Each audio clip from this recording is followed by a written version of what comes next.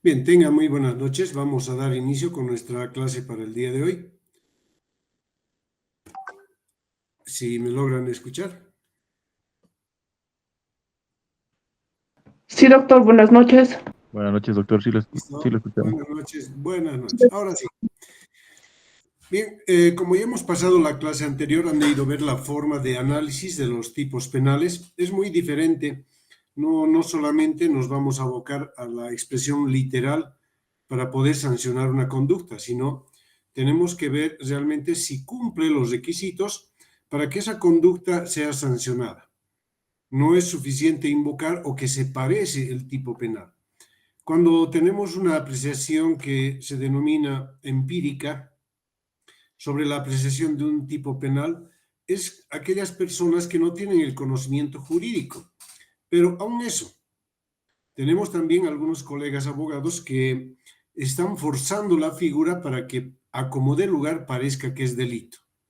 Y hoy en día el tipo penal más favorito para cobrar deudas es el delito de estafa. Cuando nace por fruto de un contrato, una relación contractual, se está mezclando las cosas y se está cobrando a través de esa vía como si fuera estafa. Y los fiscales se prestan para aquello, ¿no? Y hemos criticado bastante este aspecto y seguimos y lo vamos a seguir haciendo porque no es posible que una conducta que ha nacido como consentimiento de partes, una conducta para realizar un contrato, se pueda penalizar después acusándolo de que ha sido un delito. Entonces, ese aspecto nosotros como abogados también tenemos que ir controlando, si vale el término, a través de nuestro accionar. No podemos impulsar a nuestros clientes para que sí vayan a un proceso cuando no corresponde. No corresponde en el sentido de que no se acomoda la conducta del tipo penal. Entonces, la sugerencia es siempre de que vayamos analizando con mucho cuidado si realmente existe o no esa conducta. Ahora vamos a ver un elemento más en todo lo que estamos mencionando. Vamos a mencionar un elemento más, el elemento subjetivo. Cuando hablamos del elemento subjetivo, estamos hablando de esa intención que tiene la persona para cometer un delito, porque no se cometen delitos por accidente cuando es el delito doloso. Puede ser por accidente el delito culposo, porque está relacionado a un incumplimiento de un deber, de un reglamento, de un deber de cumplimiento en realidad. Entonces, ese elemento que se denomina elemento subjetivo es el que va a determinar el camino si es que va a haber o no va a haber un delito. La mayoría de los delitos son de carácter doloso. Así lo expresa el artículo 13 cuater del Código Penal. Dice que todos los delitos tienen carácter doloso, salvo aquellos que estén expresamente determinados por ley. Esos van a ser los delitos culposos.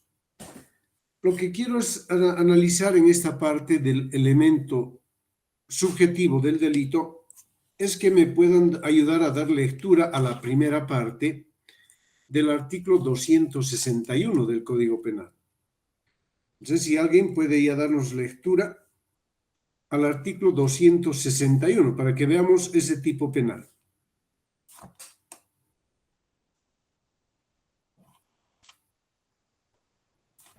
Artículo 261. Homicidio y lesiones graves y gravísimas en accidente de tránsito. 1. El que resultare culpable de la muerte o producción de lesiones graves o gravísimas de una o más personas ocasionadas con un medio de transporte motorizado será sancionado con reclusión de 1 a 3 años. Si el hecho se produjera estando el autor bajo la dependencia del alcohol o estupefacientes, la pena será de reclusión de 5 a 8 años y se impondrá al autor del hecho inhabilitación para conducir de forma definitiva. 2. El caso de reincidencia se aplica el máximo de la pena prevista. 3. Si la muerte o lesiones graves o gravísimas se produjeran como consecuencia de una grave inobservancia de la ley, el Código y el Reglamento de Tránsito que establecen los deberes del cuidado del propietario, gerente o administrador de una empresa de transporte, este será sancionado con reclusión de 1 a 2 años. Muy bien, gracias por su lectura. Vamos ahora a desglosar de paso a paso de esa lectura que ha dado. Quisiera que realicen un análisis a ese tipo penal porque vamos a empezar desde ahí. ¿En qué parte del código o en qué parte del 261 dice que el delito de homicidio de lesiones graves y gravísimas en accidente de tránsito, en qué parte dice que es un delito de carácter culposo? Porque aquí dice el que resultare culpable. Lo culpable no es sinónimo de culposo.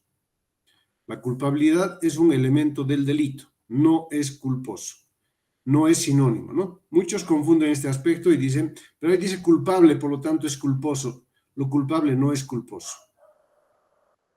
Analicen y a ver si encuentran ustedes en qué parte de la redacción me indica de que el delito del 261 es de carácter culposo.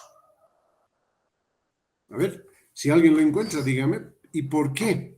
¿Por qué está catalogado como un delito de carácter culposo?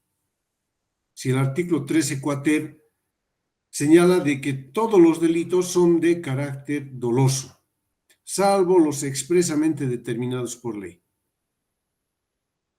No sé si han acabado de revisar el análisis. A ver, revisen su código. Dice, ¿en qué parte?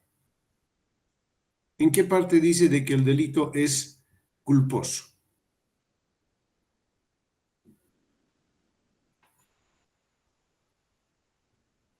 A ver si alguien encontró, me avisa.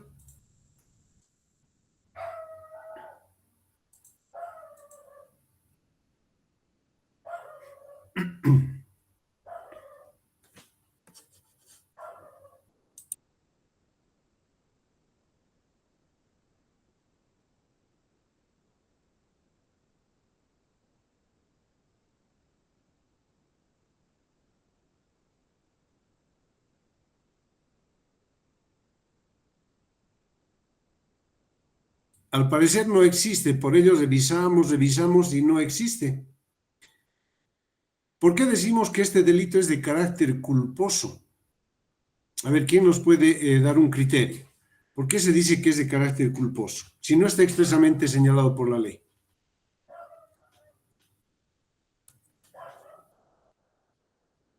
Doctor, buenas noches. Buenas noches, adelante, Caterín. Doctor, sería culposo porque nadie sale con esa intención, no hay esa intencionalidad de querer causar un accidente de tránsito. Ya nadie sale con la intención y dice, hoy me levanto tempranito, voy y a ver a la primera persona que pase por encima, ¿no? Sí, más o menos Entonces, así lo entiendo. es más o menos así, ¿no es cierto? Entonces, nadie se levanta con esa intención. Ahora vamos a poner como ejemplo un delito que se llama el asesinato. El asesinato no va a ser accidental, porque si es accidental puede tener su tipología hasta inclusive de homicidio.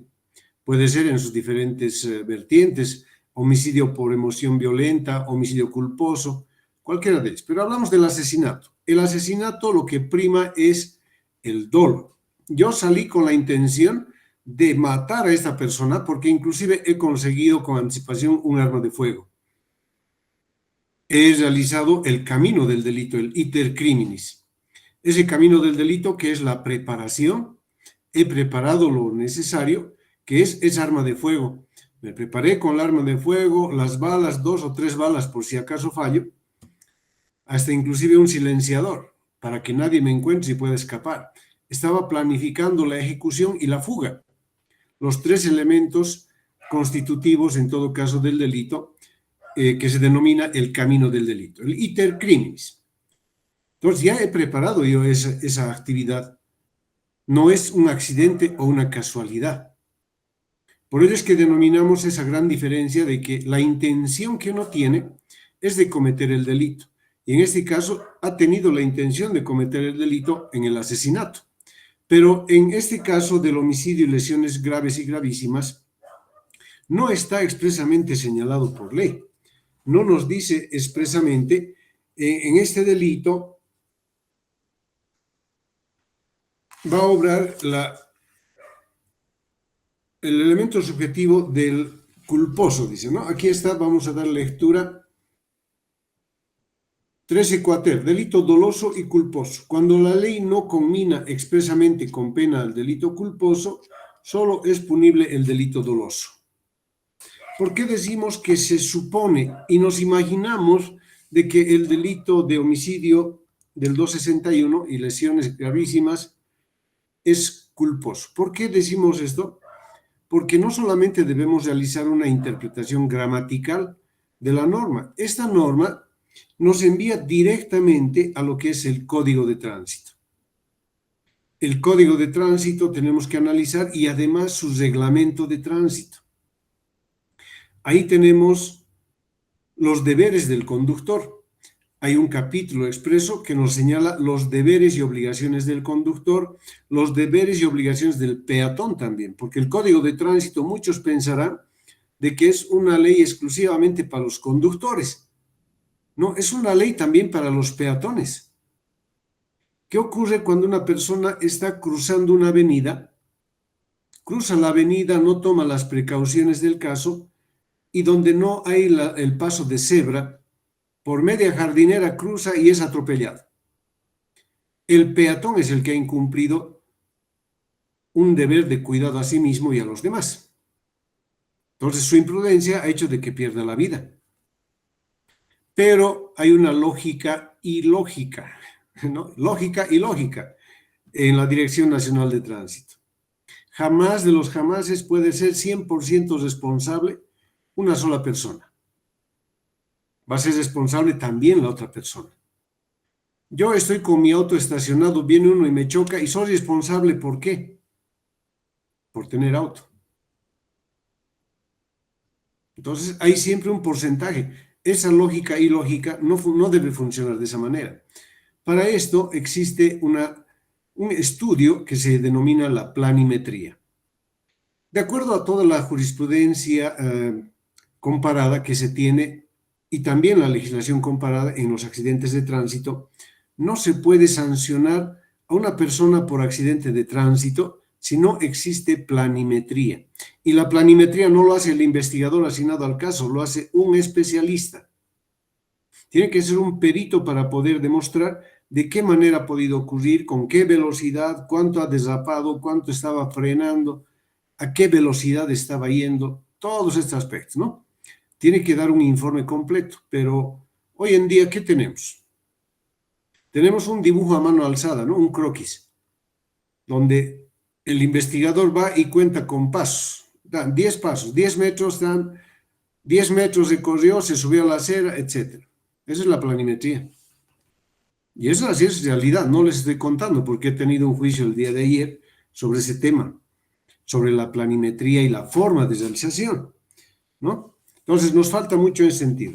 Para retomar entonces, ¿quién determina de que es un delito culposo?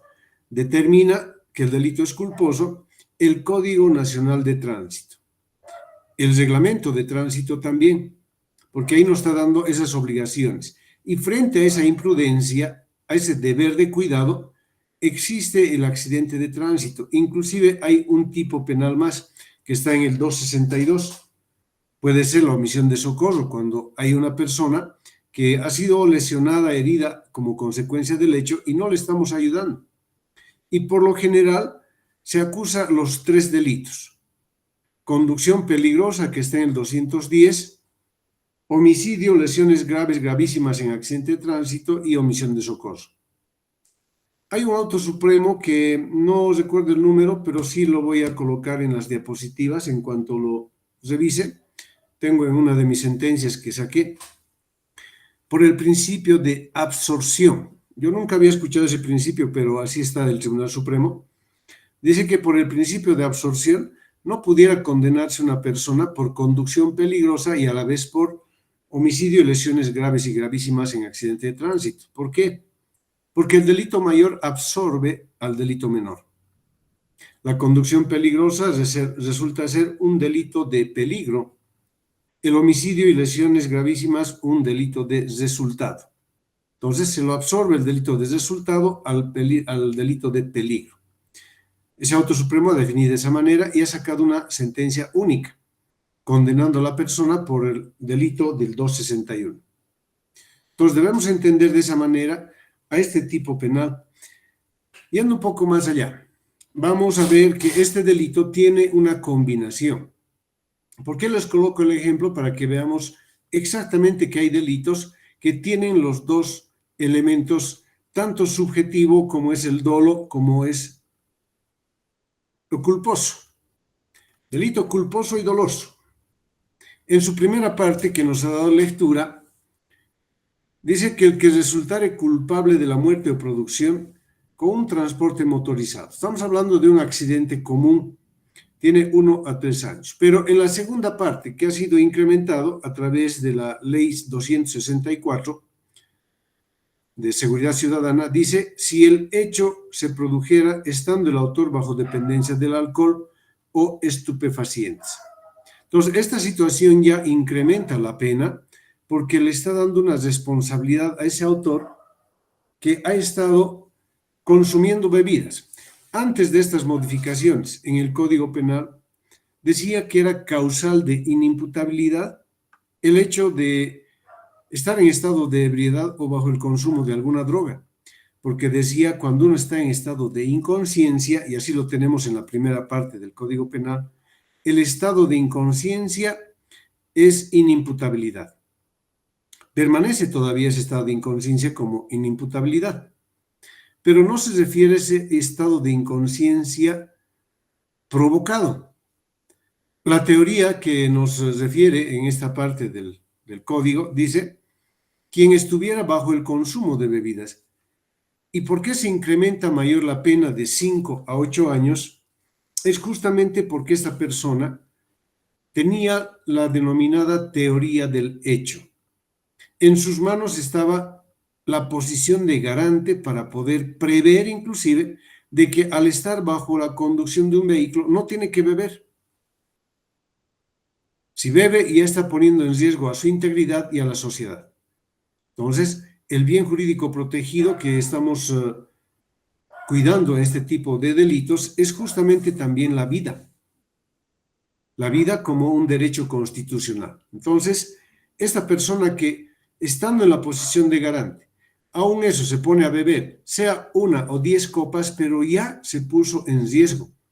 ¿Por qué razón? Porque ya la ciencia médica señala de que una persona al estar en ese estado, al ponerse en estado de inconsciencia, bajan los reflejos. Toma una copa, hay un porcentaje de alcohol, toma otra copa, otro porcentaje, y va escalando hasta perder inclusive lo que se llama el denominado cálculo. Ya no va a calcular bien, ¿no? Se pierde esa profundidad inclusive en la vista. Si ustedes se tapan un solo ojo y conducen con un solo ojo es difícil. Lo que da la profundidad son los 2 ojos. Entonces, vean, entonces ahí se puede catalogar a este tipo de conductas como delito doloso. Por eso es que el Tribunal Supremo de Justicia, al desarrollar este delito del 261, señala que tiene su vertiente dolosa, porque se está colocando en ese estado. Hay otro elemento más, y por qué he empezado la clase con este delito, porque es un delito complejo que trae también a terceras personas como si fueran responsables de un hecho en el cual nunca han participado. Como quiera que el delito es intuita persona, pero este es uno de los pocos delitos que se trae a terceras personas al proceso e inclusive se les puede imponer hasta una sanción de reclusión de 1 a 2 años.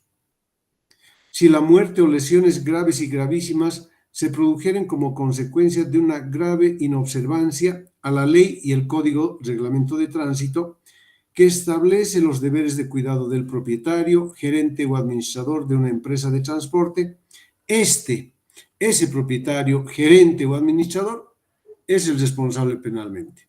¿Y qué nos dice el Código de Tránsito con su reglamento? Nos dice que debemos tener el cuidado de nuestro motorizado con las revisiones periódicas. Aunque en ninguna parte del código hace referencia de que no puede, por ejemplo, circular si no tiene las revisiones, etcétera, etcétera, pero han salido circulares a nivel de la Dirección Nacional de Tránsito mediante la cual no se debería dejar circular a vehículos que no cuentan con la inspección técnica. Hay algunos colegas que han realizado algunos TikToks, y yo estaba viendo esta temporada porque hay la revisión técnica, decían que la oficina de tránsito no tendría atribuciones para realizar esos cobros, porque se paga el depósito bancario que va a las arcas de la Policía Nacional.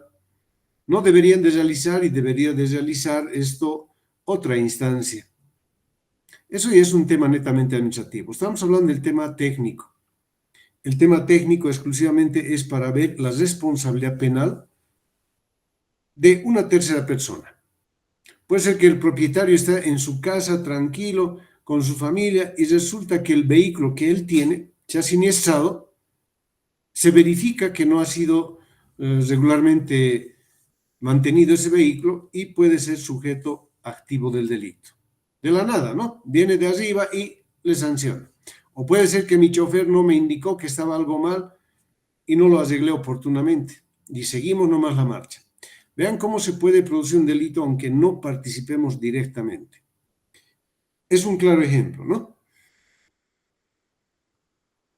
Eso para comenzar y para poder ver cómo y de qué manera tenemos que analizar a este tipo penal. Bien, entonces con esto no sé si hay alguien que tenga algún comentario, algo que aportar en esta parte, antes de ya compartir nuestras diapositivas. ¿O les ha ocurrido algo similar o nunca también, ¿no? Puede ser que sea, pero es lo más común, los accidentes de tránsito. Doctor, una consultita. Buenas noches, doctor. Adelante, Inés. Buenas noches. Doctor, le comento que yo no he llevado delitos de tránsito, le comento, pero he tenido una experiencia con mi esposo. Le cuento que estaba viniendo en un trufi del centro para el lugar donde vivimos y el radiador, me parece, ha empezado a calentar y ha empezado a chorrear un líquido encima del pie de mi esposo. Toda la parte de donde es como que esta parte de donde está el tobillo, todo eso lo ha pelado, ¿ya? Lo ha llevado la señora, lo han llevado aquí al Kenco, al hospital del Kenco, lo ha hecho revisar, yo también me apersoné ahí. Pero posterior a eso le comento que la señora no quiso firmar, no quiso hacer compromiso alguno. Es más, lo dejó así convaleciente, parado, indicando de su abogada del sindicato, le ha indicado de que ya ha cumplido haciéndole curar, comprando la crema y ya, ¿no? Porque tenía quemadura de tercer grado, dijo, tercer grado. Entonces, eso pasó. Se escapó la señora juntamente con su dirigente y demás, no quisieron hacer ningún compromiso. Pero yo le digo, vayamos a presentar la denuncia, ya que la señora no quiere responder. Presentamos la denuncia y pues pasó eso desde mayo, no, abril me parece, hasta recientemente ya le sacó, este 24 de octubre sacó la fiscal imputación. Sacó, al mismo tiempo nos pasó a conciliación. Ahora, mi pregunta es, doctor, la responsabilidad, así como lo dice el Código de Tránsito, es de la señora, porque ella es la dueña. Pero ella argumenta de que, bueno, eso ha sido de imprevisto, como hace rato decía la doctora que participó, uno lo hace sin dolo, sino de repente porque es responsable, porque es dueño de la movilidad y demás. Pero en este caso, cuando una persona no se hace cargo, no quiere ni conciliar, ¿cuál sería el procedimiento, doctor? Ya, en este caso yo me temo mucho que no le van a tal vez dar resultado con el delito de homicidio y lesiones. Tal vez sería por lesiones culposas, porque de otra manera indirecta está causando un daño a una persona. Podría ser por esa vía de lesiones culposas, porque otra vía no le veo, ¿cierto? Perdón, doctor, está por ese delito, lesiones culposas está. Ya, entonces, si está por lesiones culposas, tendría que irse para que se dilucide esto a través de un juicio oral, porque hay un resultado. El resultado es que va en contra de la salud de una persona el bien jurídico protegido está la integridad física. Entonces podría ir por ese lado, ¿no? Yo dudo mucho de que los acusados vayan hasta juicio por ese tema, porque es un tema, no es de gran relevancia, aunque sí hay salud, pero no está considerado de gran relevancia para poder abrir un juicio inclusive. Por ello es que la Oficina de Conciliación del Ministerio Público tendría que analizar estos casos y llevar una conciliación. Y por otro lado, tendría que ver la posibilidad de poder empujar ese proceso, ¿no? Para que no se quede ahí. Porque ¿de qué manera más podría ser? Ya esta instancia de investigación tendría que ir por ahí. Tendría que ser eso, ¿no? Le agradezco, doctor. ¿Alguien más? Sí, muy bien. Doctor, buenas noches. Eva, buenas noches. Adelante. Doctor, yo tengo una consulta. Cuando sucede un hecho de tránsito y llegas a una reparación integral del daño, ¿el antecedente queda registrado del conductor en antecedentes policiales? Si se pierde el caso con una salida alternativa, en este caso quizás un criterio de oportunidad por haber reparado el daño. Eso era mi pregunta, si es que el conductor queda con antecedentes policiales y no ha habido grado alcohólico. Ya. Ese antecedente sí queda en la policía. Los antecedentes quedan. No va a haber un rehab, pero sí queda en la policía. Y lamentablemente en la policía, por mucho que sea inocente, no se borra. Para ello hay una sentencia constitucional que les indico en este momento.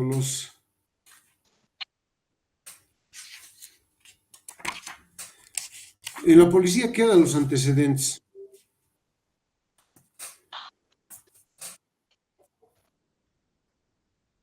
Pero no puede estar con antecedentes siempre, ¿no? A ver, hay una sentencia, vamos a ver enseguida. Les puede ayudar tal vez esto. Por favor, doctor. Ya. Aquí está. Cancelación de antecedentes en la policía. La sentencia constitucional 90-2014-S1 de 24 de noviembre. Señala de que la cancelación de antecedentes en actividades que sean registrados en la policía, la FELCN, la FELCC, tiene que estar borrado porque existe una resolución de sobreseimiento, de resolución de declaratoria de inocencia o absolución. Cualquier medio fuera no puede quedar antecedentes cuando la persona no ha pasado a más. En el caso de los antecedentes policiales, en el que conste la denuncia que no hubiera derivado en el inicio de un proceso penal, ni la investigación alguna respecto a la misma, resulta procedente la cancelación de estos sin orden judicial. No obstante, en el supuesto de que se hubiera dado la apertura de la acción penal, extinguiéndose por algún motivo, criterio de oportunidad, salida alternativa o cualquier otra forma de culminación extraordinaria del proceso, es necesaria la orden judicial expresa que establezca este aspecto. Pero en el sentido que no se hubiera aperturado el antecedente policial o el antecedente judicial, tendría que ser cancelado el antecedente policial. Esa es la sentencia 90-2014-S1. Lo que generalmente ocurre, ¿no? Resulta que uno ha sido, desafortunadamente, ha estado en esos temas de lesiones o accidente de tránsito y ya estás registrado. Parecería que estás registrado de por vida. ¿Y de dónde nace esta sentencia constitucional? De una acción de protección de privacidad. Porque la acción de protección de privacidad es para proteger los datos de la persona, para que no estés registrado pues de manera indefinida. No tengamos un registro de la persona que diga, esa persona para siempre está con antecedente. Cuando uno va a sacar sus certificados para renovar licencia en especial, puede ser que le perjudique ahí. Entonces es necesario que se borre, no tiene que estar eso así, ¿ya? Entonces, si les puede servir aquello. Algo que antes que me olvide, en esta parte del accidente de tránsito, en el mes de julio del 2025, se ha emitido por parte de la Fiscalía General del Estado un protocolo que se denomina protocolo para la atención en los casos de accidentes de tránsito. Es protocolo de investigación, se llama. Les voy a decir el nombre completo y es largo. Protocolo de investigación en accidente de tránsito. Esto ha sido publicado en el mes de julio del 2025. En realidad ha salido, pero miren que yo he buscado por todo lado. He preguntado a los fiscales de acá de la ciudad de Sucre, a algunos colegas fiscales de Potosí también, y nadie lo tenía. Ni los mismos fiscales que están trabajando en la unidad destinada a tránsito. Y hay un aspecto que me llama la atención muy importante. Habla de 72 horas. Esas 72 horas cruciales para que se pueda hacer una investigación. Es interesante ese protocolo. No sé por qué razón no han querido difundir. Tuve que comunicarme con el doctor Roger Mariaca, que es el fiscal general, pidiéndole que me facilite este protocolo. Y me dice que recién están en etapa de socialización interna, capacitando a sus fiscales para que se pueda aplicar de manera plena, pero ya está en vigencia. Entonces le pedí que me proporcionara y le dije que es para fines netamente académicos. Y eso es bueno de que todos tengan este protocolo, porque es muy amplio, es largo, tiene 158 páginas, ¿no? Tiene un índice, el objetivo del protocolo, ámbito de aplicación, definiciones de accidente de tránsito en su primer capítulo, tiene la redacción de la hipótesis preliminar, las consecuencias del accidente, las secuelas, los testigos, la revictimización, el control de calidad de la investigación, el tiempo en que debe realizarse la investigación. Dice la participación de las autoridades fiscales, policiales y entidades destinadas a este rubro. Entonces, es muy amplio, les reitero, este protocolo, pero ya está en vigencia, ya se está aplicando. Y si yo soy el abogado de la defensa, tendría que contar con este protocolo para saber de qué manera se está haciendo la investigación, porque no puede ser unilateral, ¿no? Y yo realmente no parto de esa idea de que la información se la esconda. Hay un documento que dice una sentencia constitucional y como oro se lo guardan y no difunden. ¿De qué sirve entonces? Entonces este protocolo tiene que ser de conocimiento público. Yo por lo menos lo voy a difundir a todos y voy a hacer público este protocolo. Voy a pasar al grupo que se tiene aquí de WhatsApp para que ustedes también cuenten con el mismo y lo vayan estudiando y vayan viéndolo, porque en base a eso se va a realizar la investigación en el futuro, ¿no? En realidad ya están realizando, ¿no? Bueno, con este antecedente vámonos a lo nuestro y hemos vencido esta parte que quería para poder analizar esa conducta que se denomina el elemento subjetivo. A partir de ese elemento subjetivo vamos a desarrollar el resto del trabajo, indicando de que todos los delitos tienen como común denominador el elemento subjetivo. Si no hay elemento subjetivo, no es delito. En el caso del contrato que mencionábamos, no hay elemento subjetivo, no es delito. Directamente puede ser un contrato suscrito entre partes, simple y llanamente. En esta ocasión vamos a ver otro capítulo de delitos con el ejemplo que hemos dado anteriormente de la forma de cómo vamos a analizar, pero vamos a empezar a ver los delitos contra la fe pública, que son los que más están en estrados judiciales. Estos delitos contra la fe pública que están en este catálogo del título cuarto, están la falsificación de moneda, de billetes de banco, títulos al portador y documentos de crédito, falsificación de sellos, papel sellado, timbres, falsificación de documentos en general. Es lo que más se ve en la falsificación de documentos.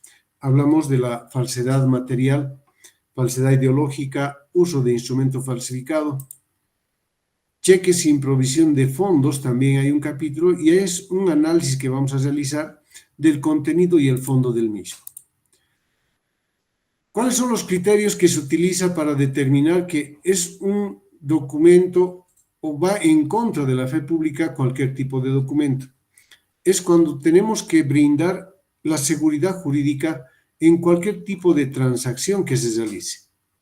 Entonces, esa fe pública es muy importante porque no solamente es la fe pública de las personas, sino también de las autoridades que tengamos y de las mismas personas que están a cargo de las notarías. Por ejemplo, se ha discutido bastante cuando se promulgó la ley del notariado para definir si el notario de fe pública es un funcionario público o es un funcionario privado y cuáles las vertientes o los caudales para sus honorarios. No está sujeto a un salario, está sujeto a aranceles y de ahí es donde tiene sus porcentajes, ¿no? Entonces, no es dependiente del Estado económicamente, pero sí es dependiente del Estado para su designación y sus funciones. Entonces, se denomina un cargo híbrido, que tiene las dos vertientes.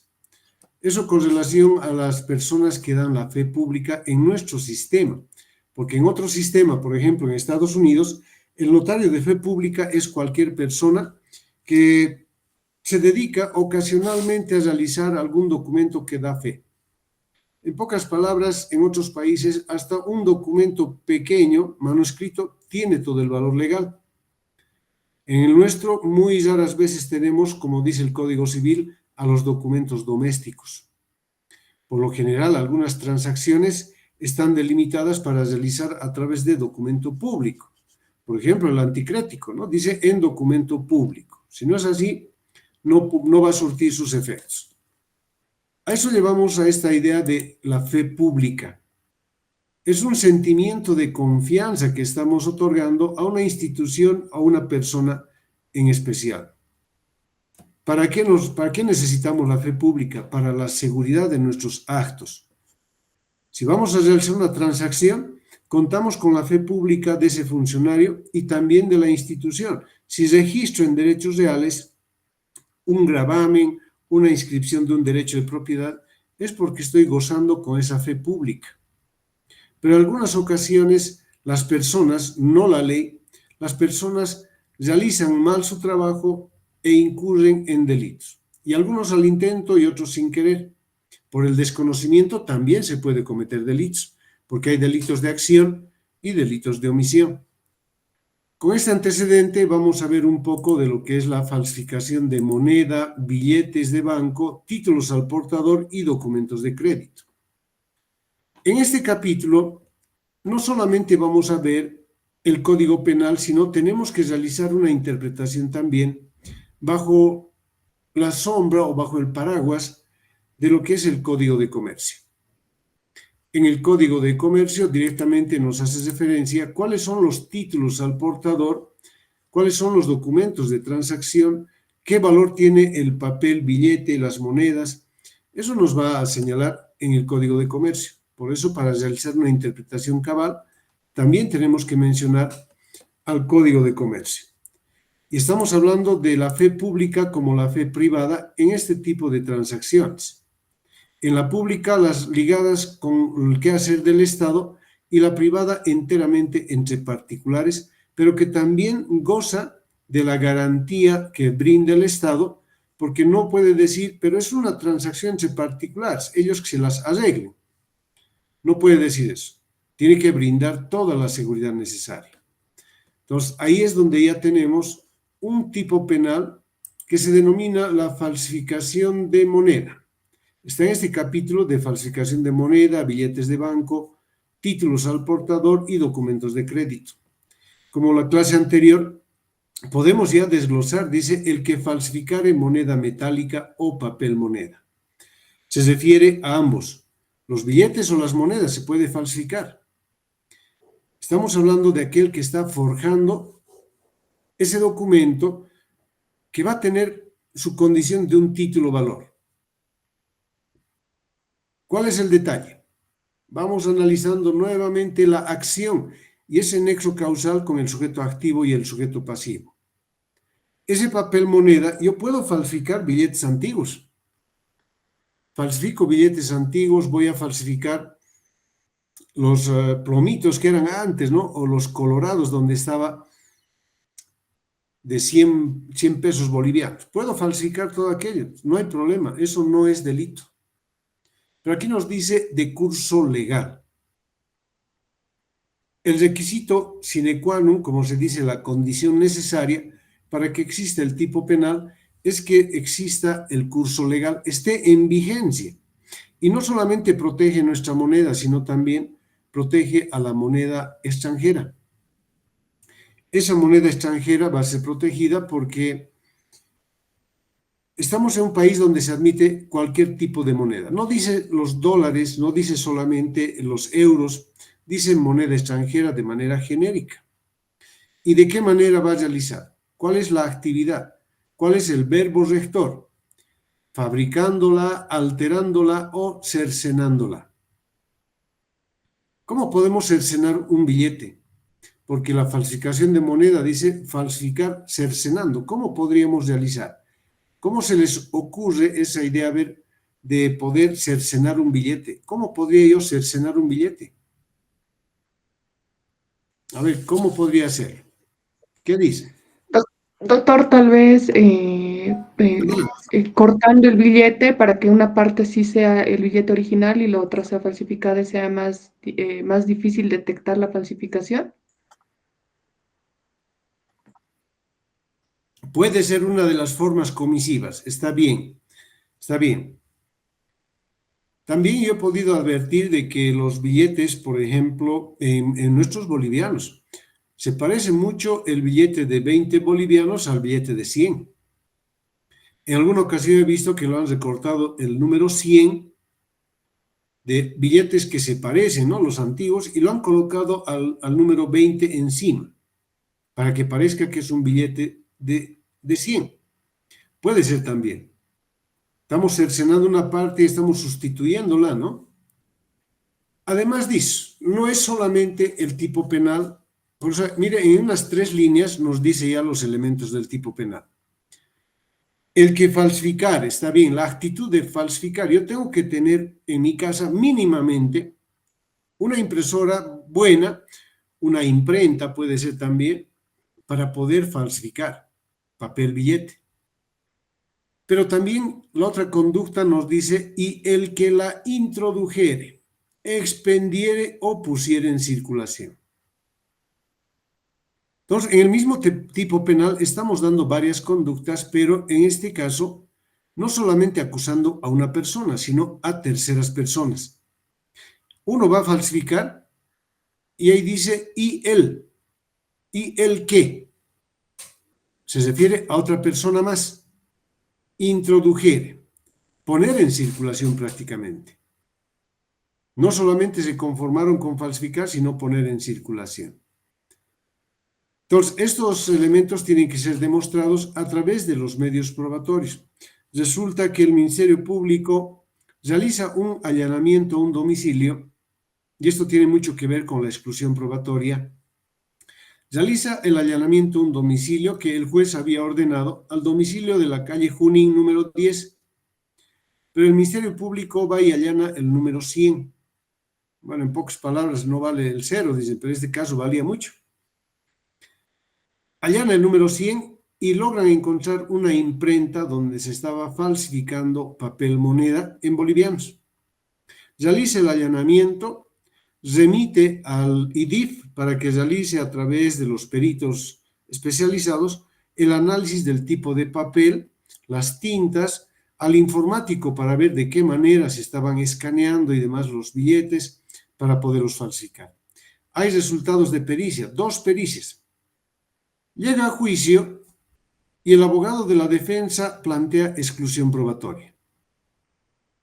La exclusión probatoria en la segunda vertiente de la prueba ilícitamente obtenida, porque dice 2 vertientes, a través de la obtención de un medio o procedimiento ilícito. Esa prueba efectivamente ha sido obtenida de manera ilícita porque se ha allanado un domicilio que no estaba autorizado por el juez. Casualmente ese domicilio era del mismo imputado, vivía en 2 lugares, en el número 10 y en el número 100. Fueron seguros de que era el número 10, pero se han dejado llevar porque en ese lugar siempre habitaba el imputado, allanan el domicilio. El abogado dice exclusión probatoria porque es prueba ilícita y hace referencia a la famosa teoría del fruto del árbol envenenado. Esa teoría del fruto del árbol envenenado es que no va a surtir ningún efecto la resolución o la prueba que haya sido obtenida sin observar procedimientos establecidos por ley. Y ahí estaba vulnerando esa obtención lícita que dice el artículo 13, 71 y 171 del Código de Procedimiento Penal. ¿Ya? Entonces, debemos tomar en cuenta y mucho cuidado en la obtención de prueba en el momento mismo de su obtención.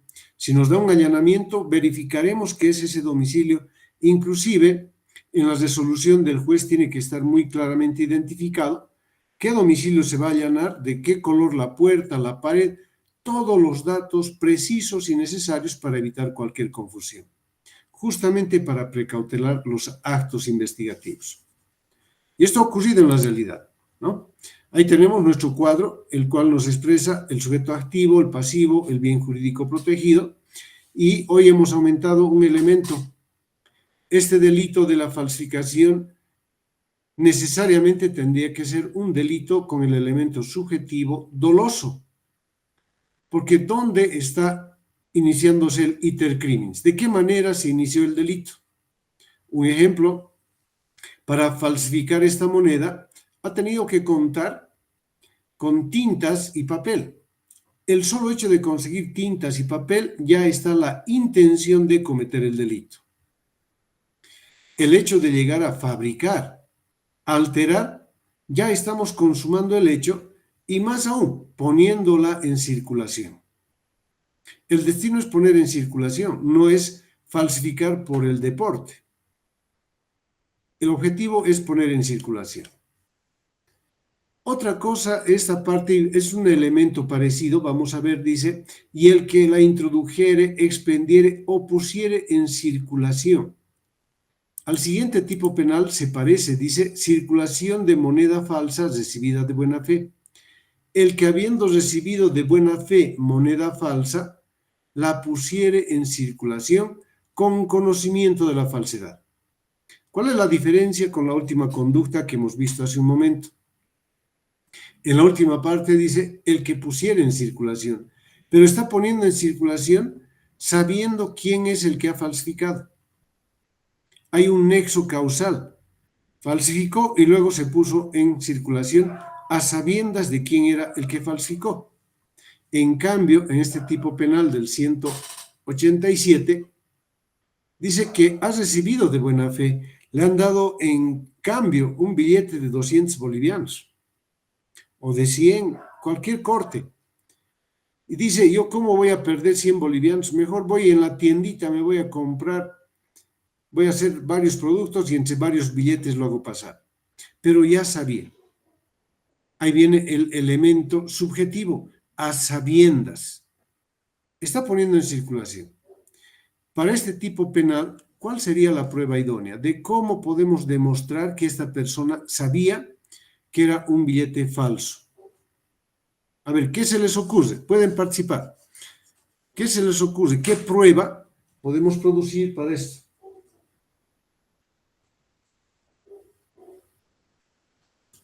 A ver, ¿qué se les ocurre? Doctor, obviamente cuando los billetes que son verdaderos tienen cintas de seguridad, tienen varios distintivos para poder reconocerlos como billetes verdaderos.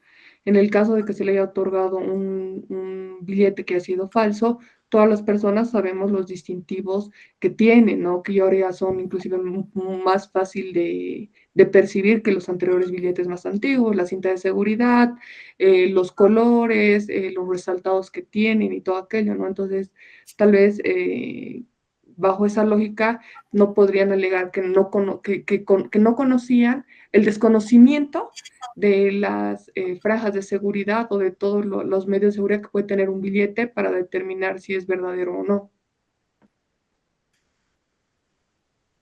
Ya está bien, eso puede ser, pero ahora hay también personas, pero que no conocen estas franjas de seguridad, etcétera, ¿no? Pero, ¿qué prueba demostramos si estamos en un juicio? ¿Qué prueba yo puedo utilizar en contra de esta persona que a sabiendas. ¿Cómo voy a demostrar que él sabía que era falso? Por ahí dice en su declaración, yo recibí el billete y lo pagué normal, yo no conozco de billetes. ¿Con qué prueba puedo demostrar de que él sí sabía de que ese billete era falso?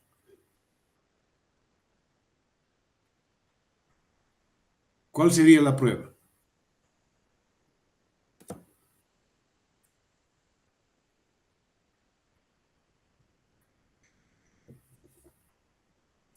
A ver, ¿cuál sería la prueba o cuál se les ocurre? Porque no olvidemos que el juicio se gana con pruebas.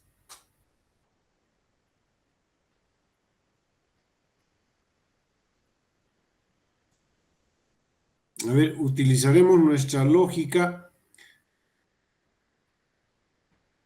¿Cómo podría yo decir de que ese billete era realmente falso? Y sabía. A ver, ¿qué piensan? ¿Qué dicen?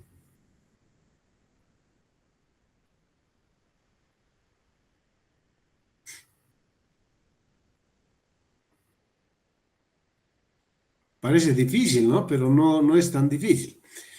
Bueno, a mí se me ocurre una sola idea, nunca me ha ocurrido, pero se me ocurre una sola. ¿Qué tal si está con otra persona y esta otra persona sabe que ha recibido un billete falso? Le hizo el comentario de que sí recibió el billete y sabe que es falso, pero lo va a hacer pasar en cualquier tienda. Le hace ese comentario. Y este puede ir como testigo, ¿no? Decir, sí, me lo ha dicho que iba a hacer pasar.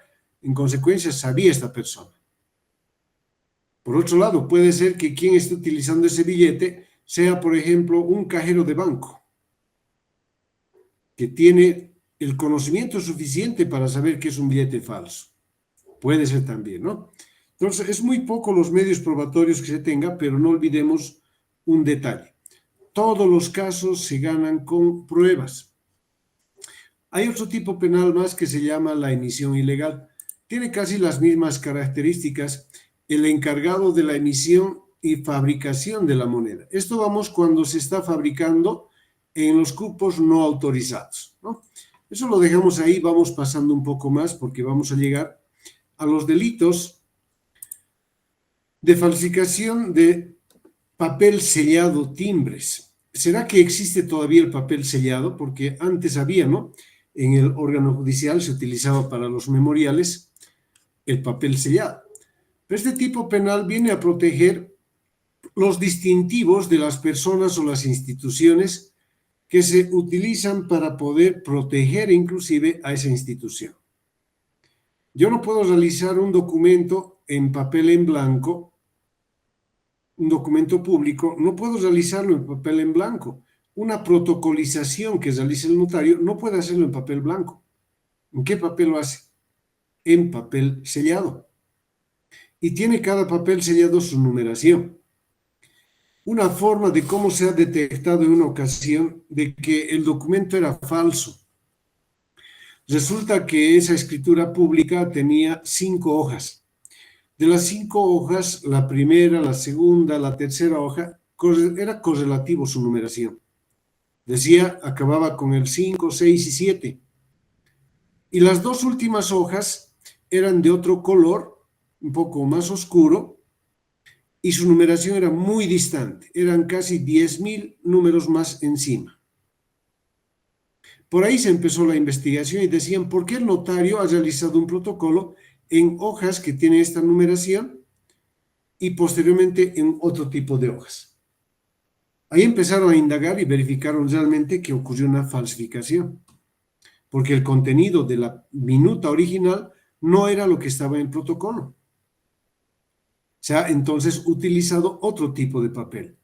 Puede ser que se haya falsificado también ese papel. Merece la protección. Este tipo penal es exclusivamente para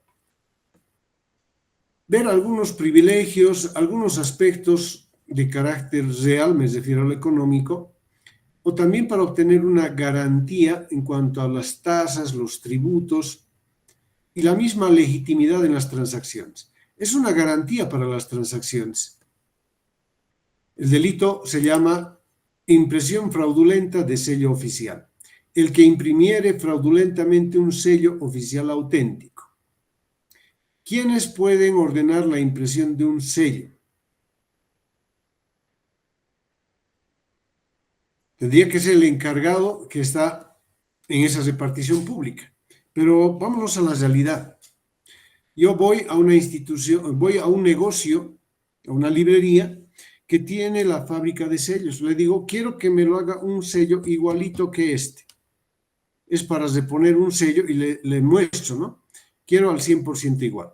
Me lo va a hacer igual. El propietario tiene el deber de preguntar.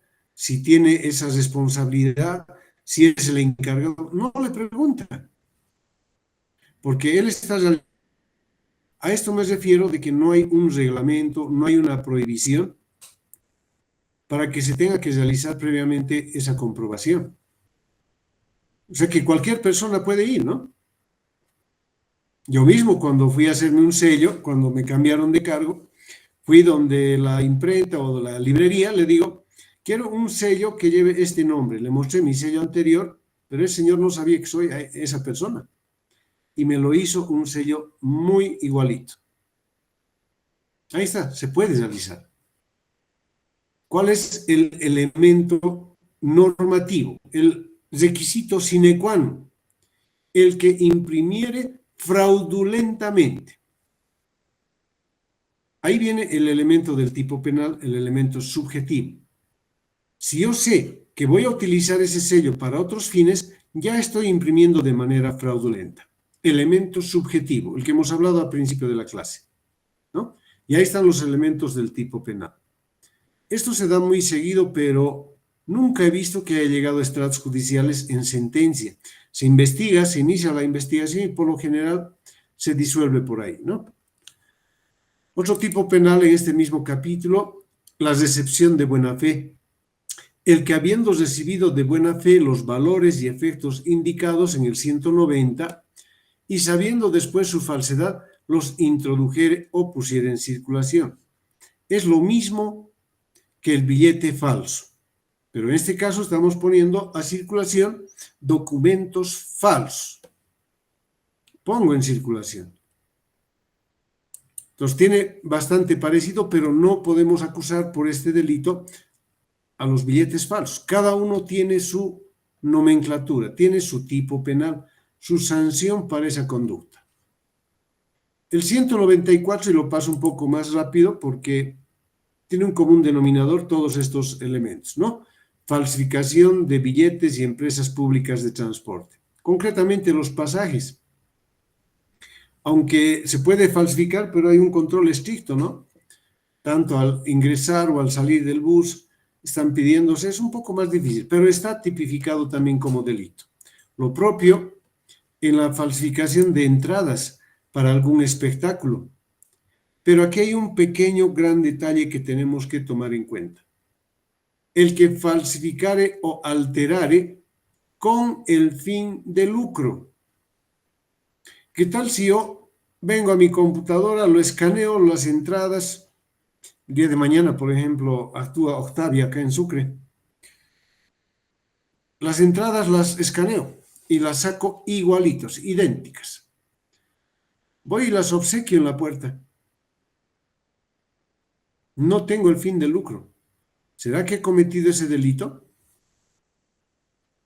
Ahí dice entradas o billetes que permitan el acceso a un espectáculo público. He ido a regalar. ¿Será que voy a ser sancionado penalmente? Porque primero el fiscal tuviera que demostrarme de que yo estoy lucrando con esa falsificación. Estoy vendiendo. Se está vendiendo a 200 y aunque en 100 a mitad de precio, pero estoy ganando. Si no se cumple este elemento necesario, el fin de lucro, que es el elemento objetivo del tipo penal, el lucro. Ya les mencioné los 17 elementos. Dentro de ellos ya hemos visto el elemento subjetivo y ahora introducimos el elemento objetivo. Es el lucro. Entonces, si no va a haber lucro, ¿habré cometido el delito?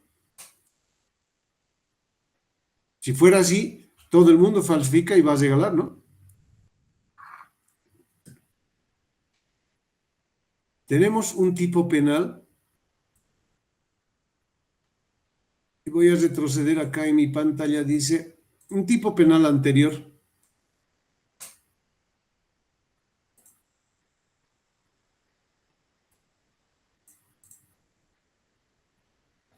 Falsificación de entradas, el siguiente.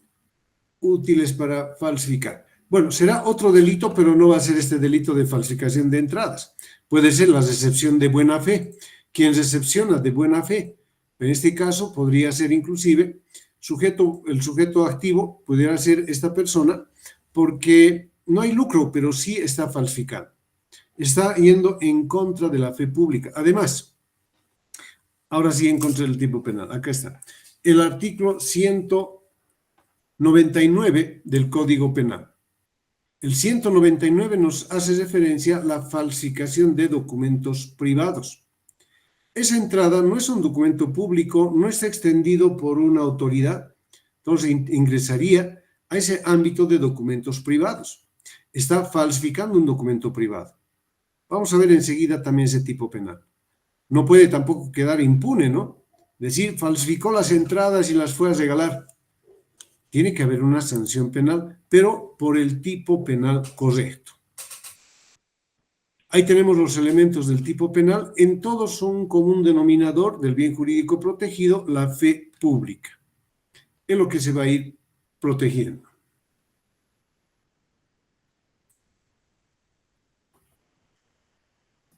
Vamos al siguiente.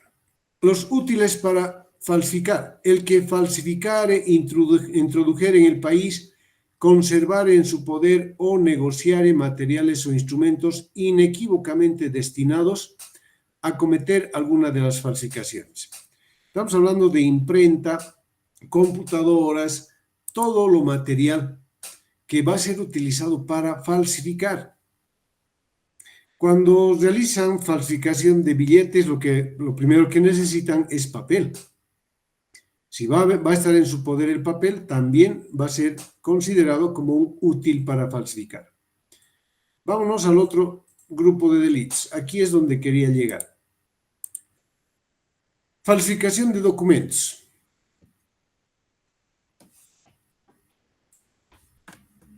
En este caso, la falsedad tiene un sentido de protección para todas las transacciones que se puedan realizar.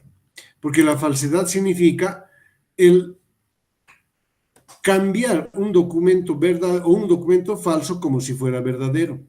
Estamos faltando a la verdad, a la autenticidad. Cualquier cambio, mutación o la alteración de cualquier documento significa ya de que estamos distorsionando el sentido por el cual las partes han llegado a acordar un determinado acuerdo que tenga o no fines jurídicos. En los delitos de falsedad, por ejemplo, consiste en esa imitación, el superponer, la alteración, la ocultación, donde existe el dolo, la intención de falsificar. Pero no solamente es una intención, sino se plasma en un hecho. ¿Qué tal si en este tipo de delitos podría operar la falsedad material en grado de tentativa? Y vamos a explicar por qué la tentativa. La tentativa, que está en el artículo 8 del Código Penal, refiere de que se ha dado inicio a la comisión del delito. Hemos empezado a cometer el delito con la planificación. Hemos conseguido el papel, estamos ya imprimiendo y en media impresión interviene la policía. Hace una redada, interviene, aquí están falsificando. Pero no acabaron de falsificar. ¿Podrá ser acusado por tentativa de falsedad? ¿O directamente son libres? ¿Existirá la tentativa de falsedad en este caso? Porque no olvidemos que la tentativa es cuando se ha empezado a consumar el hecho y por un factor externo, ajeno a su voluntad, no se ha podido consumar el hecho. Así dice la tentativa, está en el artículo 8 del Código Penal. Vamos a ver y repasar con una breve lectura. El que mediante actos idóneos o inequívocos comenzare la ejecución del delito y no lo consumare por causas ajenas a su voluntad. Estaba falsificando en media impresión, ni siquiera se cortaron bien o faltaba colocar un color más. Interviene la policía, pero no hay ni un billete acabado. ¿Podrá ser acusado por tentativa de falsedad? A ver, ¿qué dicen? ¿Podría aplicar? ¿Pueden participar? Digan, ¿se puede acusar por tentativa de falsedad?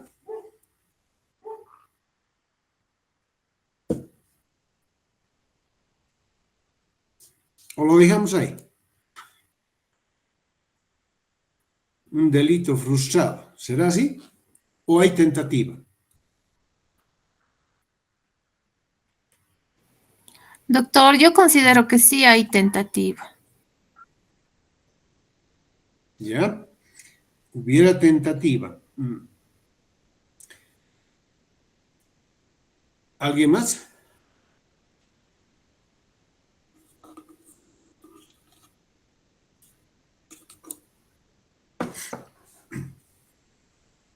Ya, ¿por qué decimos que hay tentativa? Porque se ha empezado a consumar el hecho.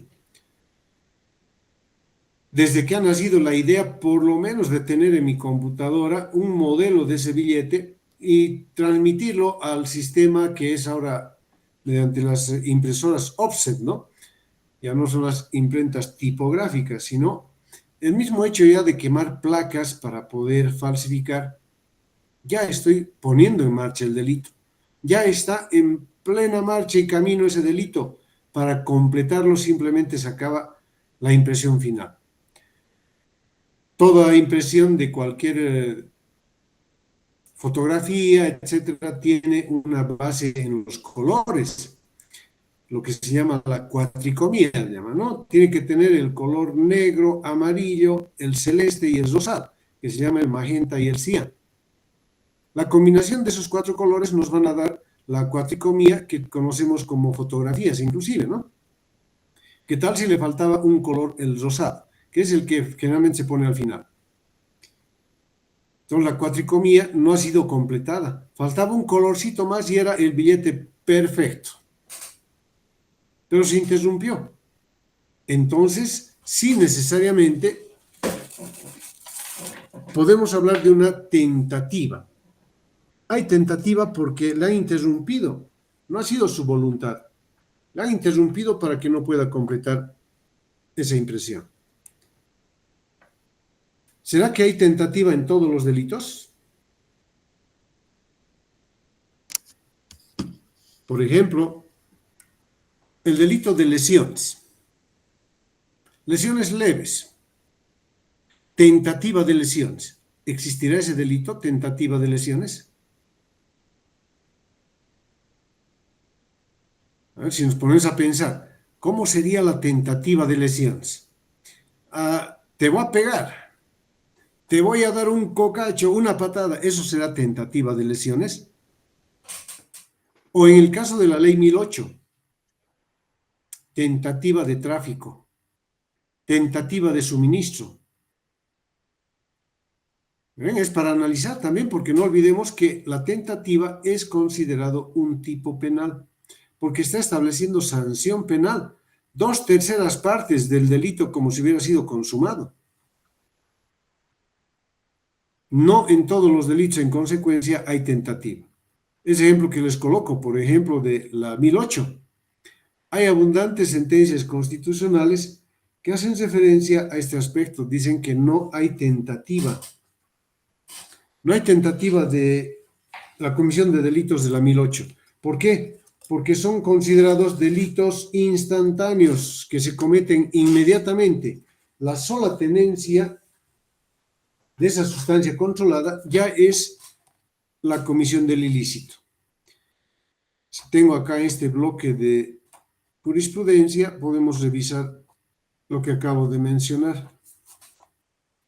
Ahí está. Sí, cabalito lo encontré.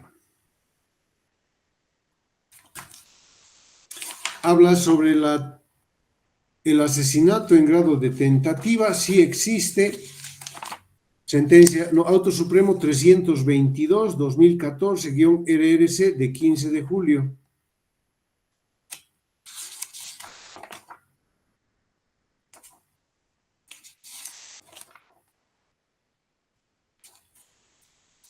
Son varias sentencias constitucionales. Y Autos Supremos. Les voy a decir algunos de ellos. Aquí está. No hay tentativa en los delitos de la Ley 1008. Auto Supremo 294-2019-RRC de 2 de mayo. Del precedente invocado corresponde señalar que la posibilidad o no del delito en suministro en grado de tentativa fue superado por este Tribunal Supremo de Justicia, toda vez que se asumió coherentemente que todos los ilícitos enmarcados en la Ley 1008, entre ellos suministro, son de carácter formal y no de resultado, lo que implica el reconocimiento pleno y completo de que todas las figuras penales insertas en la citada ley no se puede aplicar la figura de la tentativa. Ahí está, había habido un auto supremo. Con relación a lo que estuvimos hablando de la falsedad de documentos, tenemos los elementos del tipo penal de falsedad material y falsedad ideológica. Está el Auto Supremo 383-2020-RRC de 28 de julio. El uso de instrumento falsificado no requiere que previamente se acredite la autoría del documento falso. Auto Supremo 399-2020-RRC de 28 de julio. Me estoy adelantando a la falsedad, ¿no? Pero ahí está. Eso también quería mencionar, pero en su momento lo vamos a explotar un poco más. Entonces, este tipo de delitos que hablamos de falsedad, tenemos que tomar en cuenta que este tipo de falsedad material ya está en el Auto Supremo 702-2015-RRC-L de 25 de septiembre. Recae en la escritura misma en todo o en parte, que es agregar o reemplazar las partes de ella. También la falsedad puede ser hacer íntegramente una escritura que no emana supuestamente del que figura como autor.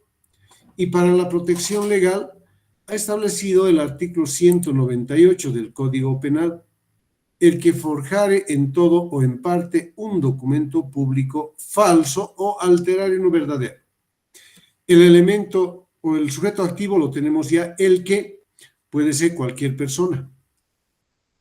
Forjare, que es elaborar, forjar, realizar, crear, en todo o en parte, un documento público. En esta parte ha existido a principio un criterio muy cerrado donde decía que el documento público es aquel extendido por solemnidades que solamente lo da el notario de fe pública. En síntesis, este delito lo estaban acomodando solamente al documento realizado por el notario de fe pública. Pero no es así, porque aquí viene la gran diferencia. Dice un documento público, aquel que está en todo el ámbito público, instituciones públicas, no importa notarías, la notaría tiene escritura pública, sujeta a los protocolos respectivos, pero no es documento público, es escritura pública. Esa gran diferencia que en el Código Civil marca para ver la participación o no de este funcionario denominado notario de fe pública. Coloco un ejemplo y ustedes me dicen si realmente puedo acomodar este tipo penal a ese ejemplo. Resulta que una obra que está realizando una gobernación, designan a un supervisor de obra. El supervisor de obra realiza los informes periódicos para que la empresa que se ha adjudicado la obra vaya realizando los cobros. Pero este supervisor, previos charles, está conversando con la empresa, realiza su informe de avance de obra y dice de que hay un 90% de avance de obra y que la entidad contratante realice el desembolso de ese porcentaje que corresponde hasta ese 90% de avance.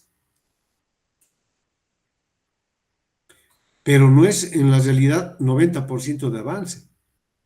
Físicamente había tenido 5% de avance. Pero le han desembolsado el dinero. Podremos acusar a esta persona, a este supervisor, por el delito de falsedad material, porque está falsificando un informe de supervisión. ¿Podremos acusarlo de falsedad material? ¿Qué dicen?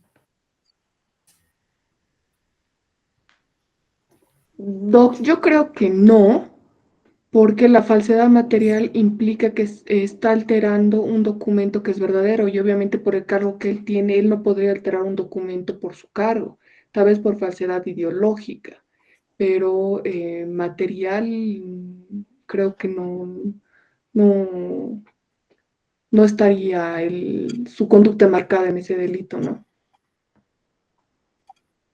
¿Ya? Bien, ¿alguien más? ¿Qué dicen? ¿Se marca o no?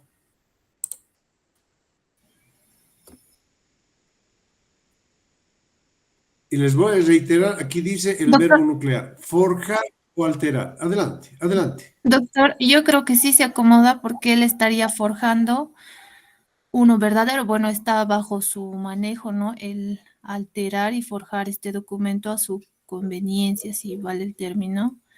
Y sí se acomodaría el tipo, creo yo. ¿Ya? Sí se acomodaría y no se acomodaría. Vamos a ver un ejemplo más concreto y les voy a dar respuesta a ambas posiciones. Primero dice falsedad ideológica, porque no está forjando todo. Resulta que hay una obra, se ha adjudicado la obra, tal empresa, se ha designado al supervisor, a tal persona, todos esos elementos o todo eso es verdadero. Es verdadero. Lo falso es en el avance de la obra. Puedo calificarlo evidentemente de falsedad ideológica porque estoy adulterando algo en un documento original. Puede darse por ahí. Los dos ejemplos valen. El segundo, de que es una falsedad material. Puede ser que yo haya presentado inclusive no en los formularios autorizados, en cualquier papel y lo he falsificado todo su contenido. Hasta el nombre de la empresa está equivocado, etcétera, por tratar de sacar plata. Puede ser también. Analizaremos bien cuál es la fuente, qué parte está falsificado y qué no. Porque no olvidemos que este delito de falsedad material con el delito de falsedad ideológica tienen similitudes, porque el de la ideológica es el que en un documento verdadero ha introducido contenido falso, el Auto Supremo 55-2014-RRC, y tiene, les decía, algo similar. El que insertare o hiciera insertar en un instrumento público verdadero declaraciones falsas. En el caso del supervisor, puede ser que el documento sea verdadero y que he hecho introducir el avance de obra falso, falsedad ideológica. Segundo supuesto, puede ser que ese documento es totalmente falso en todo sentido. No tiene ni un elemento verdadero. Puede ser también los dos, pero nunca los dos, porque el delito de falsedad material con el delito de falsedad ideológica se contraponen. O es falsedad material o es falsedad ideológica. ¿Por qué? Porque ahí está el elemento normativo. Dice el que forjare un documento falso directamente. Todo es falso, hasta el papel es falso. Pero en la ideológica es un documento verdadero, solamente su contenido es falso. ¿Cómo va a juzgar el juez? ¿Cómo le presento acusación por falsedad material y falsedad ideológica? ¿Cómo le presento? ¿Cómo podría yo ir a defender esa teoría? Señor juez, si no es por el uno o por el otro, condénelo, pero condénelo por algo. No puedo hacer eso, porque en materia penal tiene que existir el principio de taxatividad. Toda conducta no tiene que suponerse. No debemos dejar al criterio del juez. El documento es falso porque este señor ha falsificado todo el documento, todo, es falso. En cambio, en la ideológica, sí es verdadero el documento, tiene número de serie, corresponde a estos formularios, pero su contenido es falso. ¿Cómo detallamos? Y hay una parte más de cómo analizamos y ahí introducimos otro elemento más a los elementos del tipo penal. Viene otro elemento más. El delito de falsedad material, y aquí nos dice en la segunda parte, en ambas falsedades, si el autor fuere un funcionario público y las cometiere en el ejercicio de sus funciones, será sancionado con privación de libertad de 2 a 8 años. El ejemplo anterior del supervisor de obra es un funcionario público. Está cometiendo un delito, pero en el artículo 198 tenemos la participación del funcionario público en su redacción. Podemos retroceder y vemos su redacción. No introduce al funcionario público. No le está introduciendo, no dice si el funcionario público comete. No. Recién en el siguiente delito, en el 199, en ambas falsedades. Entonces, ¿qué determinamos ahora? Otro elemento, que el delito de falsedad material, cuando existe la intervención de un funcionario público, no es un delito autónomo. Depende del delito de falsedad ideológica, porque los elementos del tipo penal están en el delito de falsedad ideológica. Cuando comete la falsedad material un funcionario público, nos remitimos al 199, segunda parte, no al 198. Por eso llamamos un delito independiente y un delito autónomo.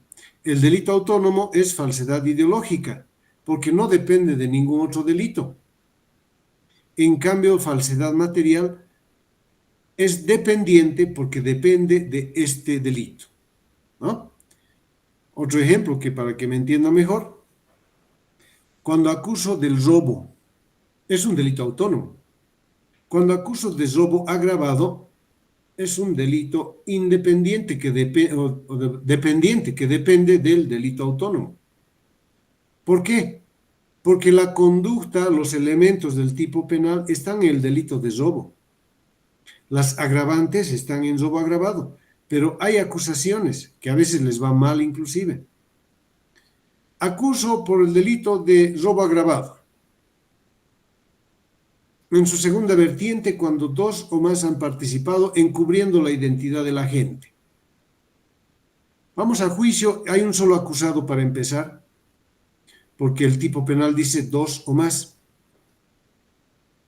Segundo, de que dónde están los elementos del tipo penal, de dónde los saco, esta tablita, ¿de dónde saco? Si en el robo agravado no tiene. Los elementos del tipo penal están en el robo. Entonces, el robo es el delito autónomo y el robo agravado el delito dependiente. No puedo presentar una acusación señalando solamente el delito de robo agravado. Tengo que decir acuso por el delito de robo agravado con relación al delito de robo. O bien acuso por el delito de robo con su agravante de robo agravado. Hay que mencionar a los dos artículos, no uno solo. Porque ahí sí, falta de certeza, podemos, en la parte contraria, en la defensa, podemos causar la indefensión al no hacer la cita correcta. Se puede también causar aquello, ¿no? Entonces, vean que es un elemento más de que esta participación depende del artículo 199. El 198 depende del 199. En la falsificación de documento privado, el que falsificare material o ideológicamente. Y ahora sí, este delito es doblemente dependiente. Depende del 198 y el 199, porque dice el que falsificare material o ideológicamente un documento privado. ¿Dónde están los elementos de la falsedad material? 198. De la ideológica, 199. Depende de los dos. El que falsificare material o ideológicamente un documento privado. En la parte final debemos tomar en cuenta de que es donde la mayor parte de la defensa puede centrar su atención. Dice, siempre que su uso pueda ocasionar algún perjuicio. Ahí es donde ya, como comúnmente decimos, lo arruinó todo. Siempre que su uso pueda ocasionar algún perjuicio. ¿Qué nos empuja a demostrar la existencia de ese perjuicio o suponer que iba a haber un perjuicio? Pero en materia penal no hay suposiciones. Ni en materia adjetiva ni sustantiva, no hay suposiciones. Hay el principio de taxatividad. Una conducta va a ser sancionada tal cual está establecido en la normativa penal. La prohibición dice, prohibido matar. No dice el que tal vez matare. Entonces, ahí vemos de que hay una incongruencia en este tipo penal que pueda ocasionar. Entonces, yo puedo falsificar un documento privado. Lo falsifico, pero si no causo perjuicio a nadie, entonces ya no es tipo penal.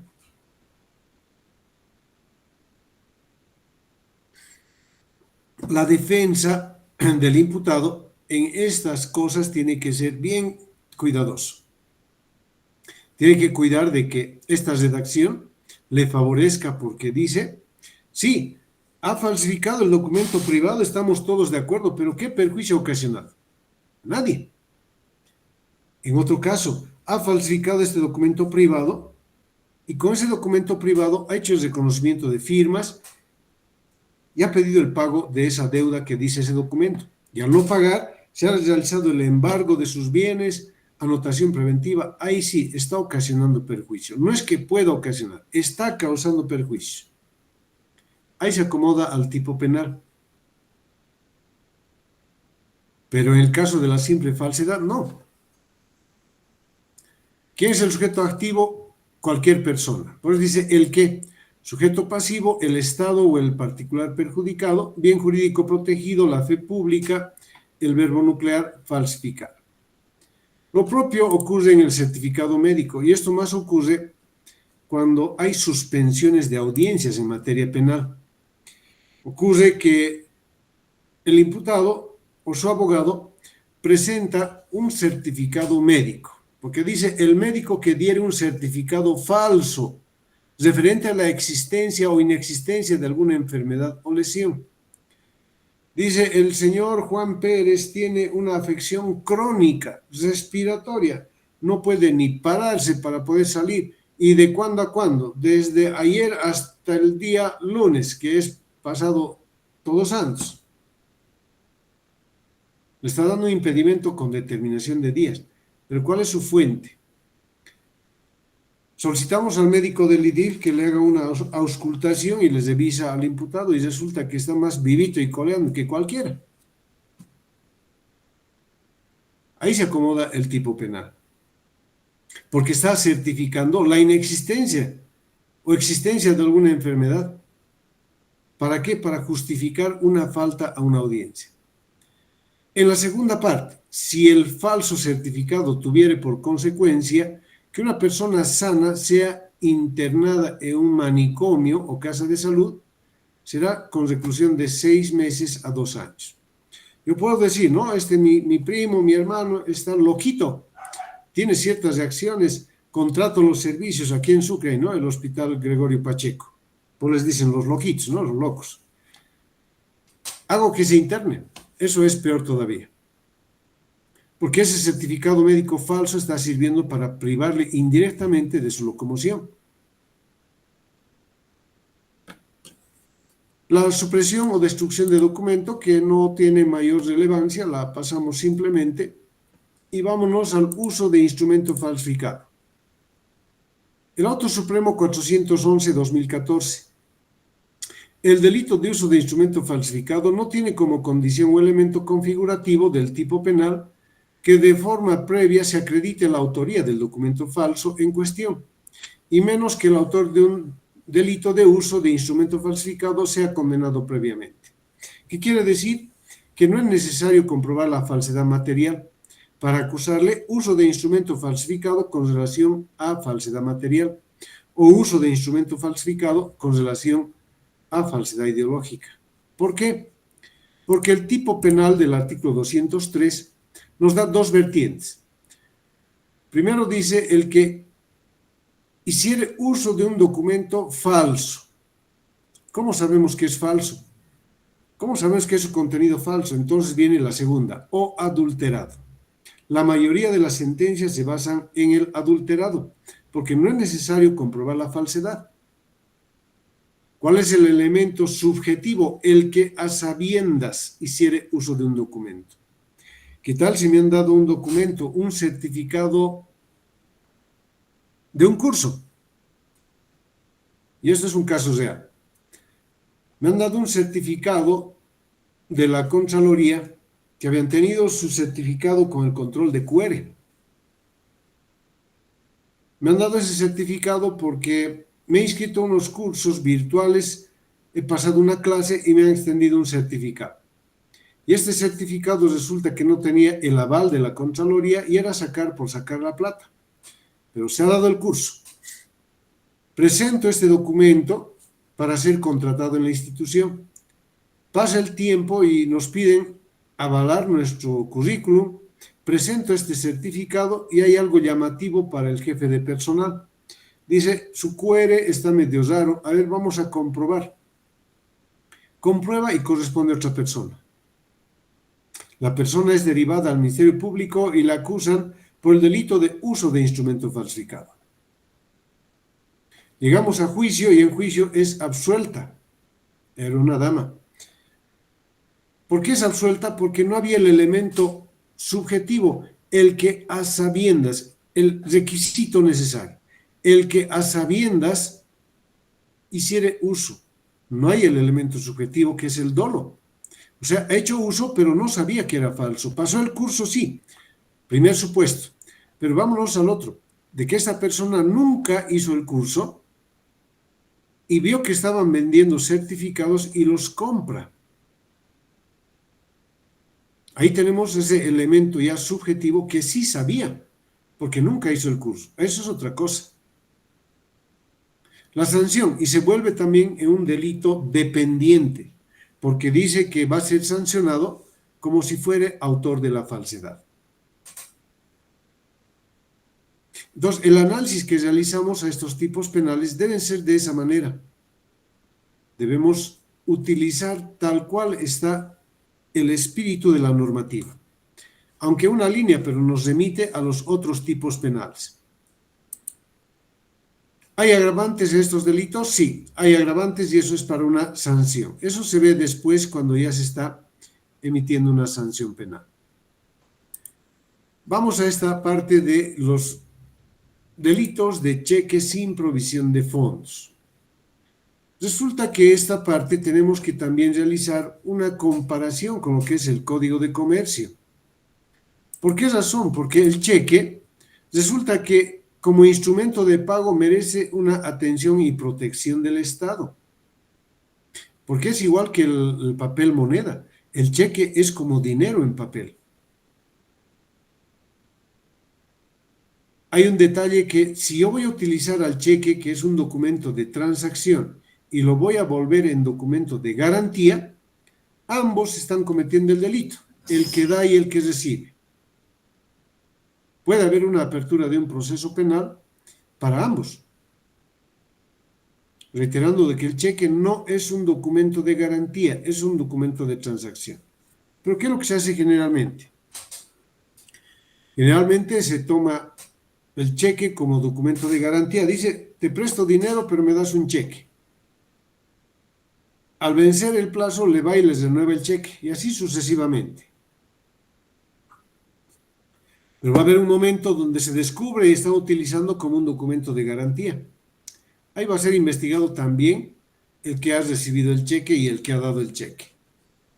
¿Cuál es el tipo penal que está en este capítulo? El cheque en descubierto. Es una configuración de este delito cuando no se ha cumplido algunos de los requisitos que establece el artículo 600 del Código de Comercio. ¿Qué quiere decir? Que tiene que tener la suficiente provisión de fondos. Auto Supremo 629-2016-RRC de 23 de agosto. Cuando yo giro un cheque, tengo que percatarme previamente que tenga recursos, que tenga fondos. Si no, ya estoy dando el inicio a la comisión del delito. Mi conducta ya está convirtiéndose en delictiva. Pero este delito es un poco más allá, es un poco más complejo. Si damos lectura al 204 del Código Penal, porque ahí está con puntos suspensivos, y es bueno analizar en su totalidad el 204, dice: el que girare un cheque sin tener la suficiente provisión de fondos o autorización expresa para girar en descubierto y no abonare su importe dentro de las 72 horas. El que girare un cheque sin tener suficiente provisión de fondos. Primera conducta. Estoy girando un cheque pero que no hay respaldo, no hay dinero en el banco. A sabiendas que no hay dinero, yo estoy girando el cheque. Ya estoy acomodando mi conducta. O bien estoy girando un cheque sin autorización expresa, sea del mismo o de la misma persona que tiene que cobrar, que a sabiendas estás recibiendo el cheque sin fondos. Te digo, no tiene fondos y te doy este cheque. Pero cuando llegue la fecha, deposito el dinero. Hay que demostrar eso. Y el otro detalle, y no la abonare su importe dentro de las 72 horas. En igual sanción va a incurrir el que girare cheque sin estar para ello autorizado o lo utilizare como documento de crédito o de garantía. Ahí está lo que habíamos referido. Si yo utilizo como documento de garantía, voy a también ser sujeto de investigación, vale decir, sujeto activo del delito. En este caso, los cheques son nulos de pleno derecho. Ya no puedo someter a ninguna instancia, ni siquiera para cobrar por la vía ejecutiva, coactiva, ya no puedo hacer. No tiene ya ningún valor. Estamos anulando, de hecho, ese cheque. El pago del importe del cheque más los intereses y costas judiciales en cualquier estado del proceso o la determinación de nulidad por las causas señaladas en el párrafo anterior constituirán causales de extinción de la acción penal para este delito. El juez penal de la causa, antes de declarar la extinción de la acción penal, determinará el monto de los intereses y costas, así como la existencia de las causales que producen la nulidad del cheque. Es un tipo penal amplio. Analizamos y ahí están sus elementos del tipo penal.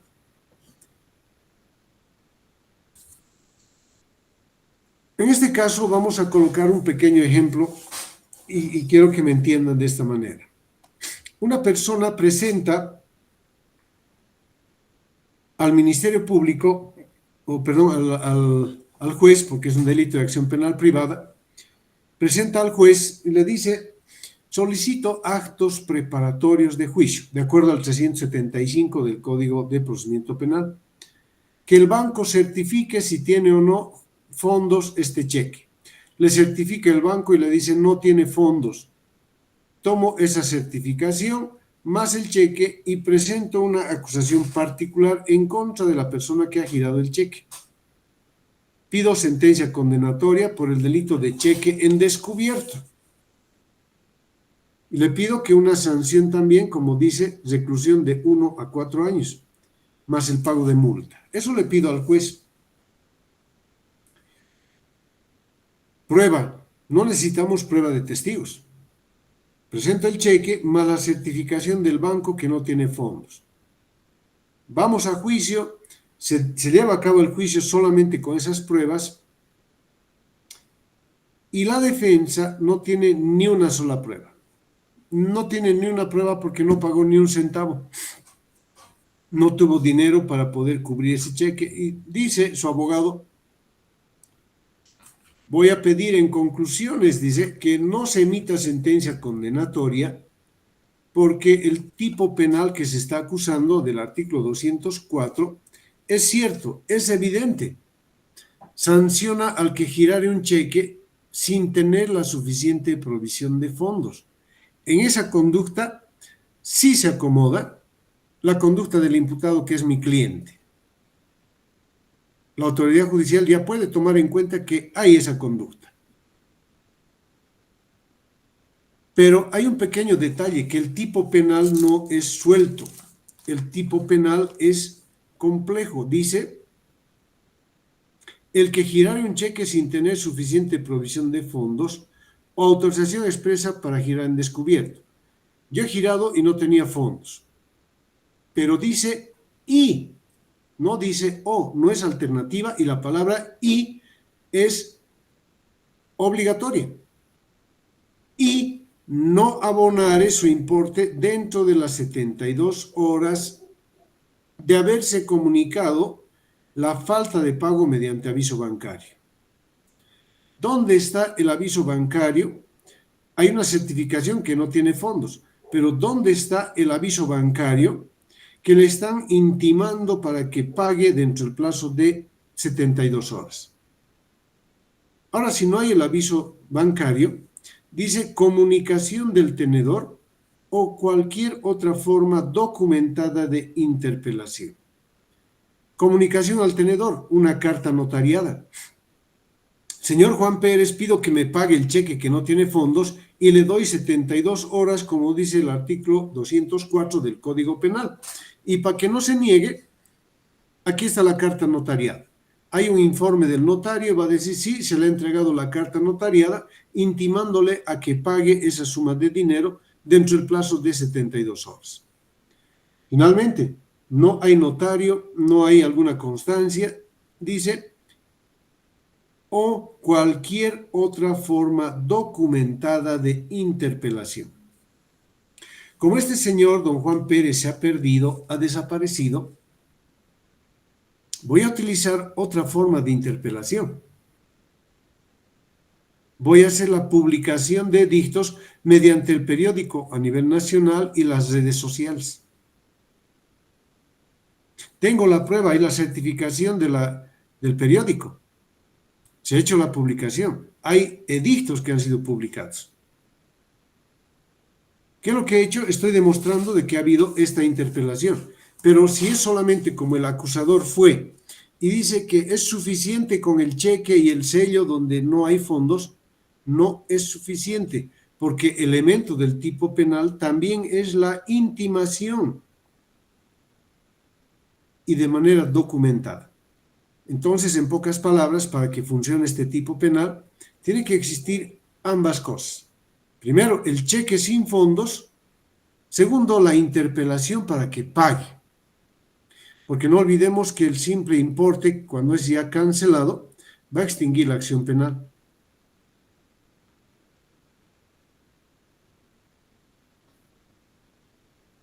Ahí nos dice el pago del importe del cheque más los intereses, costas judiciales en cualquier estado del proceso o la determinación de nulidad. Nos dice dos supuestos también. Yo le pago cuando ya estamos prácticamente antes de la sentencia. Le pago su importe. Señor juez, estoy pagando, pido extinción de la acción penal. De manera expresa nos dice extinción de la acción penal. No necesitamos causales del artículo 27 del Código de Procedimiento Penal. Hay 11 causales de extinción de la acción penal. No nos estamos yendo a esa parte. Estamos yendo a esta parte de manera expresa. El solo pago extingue la acción penal.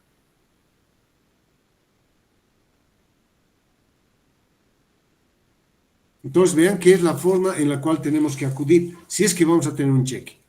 No veamos la primera partecita y listo. Hay que cumplir lo demás. Si vamos a orientar a nuestros clientes, lo hagamos de esa manera, ¿no? Bueno, y finalmente el giro defectuoso de cheque que tiene similares características, dice, en la misma sanción del artículo anterior. Y nuevamente retrocedemos. ¿Qué sería un delito independiente o dependiente? ¿Dónde están los elementos del delito de giro? A ver, adelante, pueden participar. Dependiente, Doc, porque los elementos están en el anterior artículo. Están en el anterior artículo. Pues dice en la misma sanción del artículo anterior. La misma sanción va a tener del artículo anterior. Estamos refiriéndonos que la sanción en este tipo penal que hemos visto dice de 1 a 4 años y multa de 30 a 100 días. Esta parte, antes que nos vaya la idea, vamos a ver las sanciones. Dice multa de 30 a 100 días. ¿Cómo se calcula la multa? A ver, ¿quién nos ilustra de cómo se calcula la multa?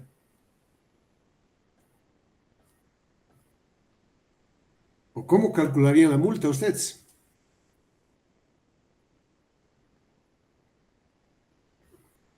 Hay varios tipos penales que nos dicen, ¿no? Con multa de tantos a tantos días. ¿Cómo calculan ustedes la multa? Doc, De en base a cómo los 30 y de ingresos, cómo 100. Ya puede ser uno en base a los ingresos. Pero si esta persona no gana nada, tendríamos que demostrar obviamente su ocupación, ¿no? Pero no está sujeto a eso la multa. Les doy una referencia. El tribunal, no era el tribunal, antes era la Corte Suprema de Justicia, sancionaba con multas excesivas. Por ejemplo, decía de 30 a 100 días multa. Al imputado le daba una condena, por ejemplo, y decía, se le sanciona una multa de 30 días a razón de 5.000 bolivianos por día. O sea, imagínense cuánto va a ser la multa. Y cuando cambia de lo que era la Corte Suprema al Tribunal Supremo, cambia esta idea porque hay autos supremos que señalan de que no podría ser excesivo, tendría que ser inclusive de manera que pueda pagar el imputado, y ahí sí viene su ocupación, ¿no? ¿Qué ocupación tiene? A ver, veamos, tiene ocupación, ¿qué es? Abogado libre. Tiene sus ingresos muy buenos. Tiene que pagar tanto de multa. Veamos en otro caso, ¿qué es? Es juez, ¿no? Sus ingresos son poquitos, le calculamos menos, ¿no? Un ejemplo nomás, ¿no? No es cualquier parecido, mera casualidad. Entonces ya vemos ahí el cálculo del monto, ya no hay excesivo. Inclusive antes, en la Corte Suprema, cuando conocía un recurso de casación, emitía un auto supremo que anulaba obrados. Y al anular obrados le imponía sanción al juez. Decía, se impone una multa al juez de 500 pesos, 1.000 pesos, así era antes. Eso ha desaparecido porque ya se ha desarrollado de manera abundante la prohibición de la sanción, la doble sanción. Non bis in idem, dice, ¿no? No puede haber doble sanción. Primero le estaban dando sanción económica, luego le estamos suspendiendo de su cargo. Entonces, eso no puede ser. Ahí es que se corta. Hoy en día ya no hay sanciones a los jueces a través de los autos supremos. No hay. Pero sí hay estas multas porque son parte de la pena. No puedo decirle, le sanciono de 2 años de privación de libertad y simplemente, porque dice y. ¿Cómo calculo si es 30 a 100 días? Si se acuerdan en los delitos de pena indeterminada, hacemos una sumatoria. 30 a 100 días. 100 más 30, 130. La mitad, 65.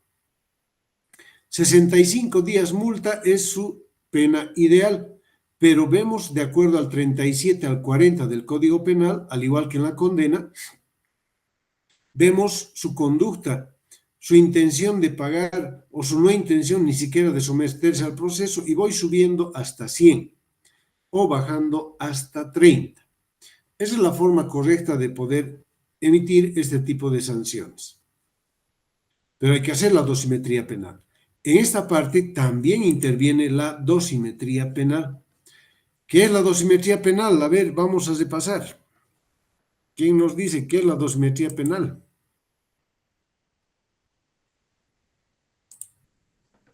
es el cálculo matemático que se realiza para establecer la sanción de las penas que son impuestas con penas que pueden llevar de los 8 a los 30 años, desde los 6 hasta los 15, que se saca un promedio de aquellas penas para establecerlas y otorgarlas al que ha sido declarado culpable.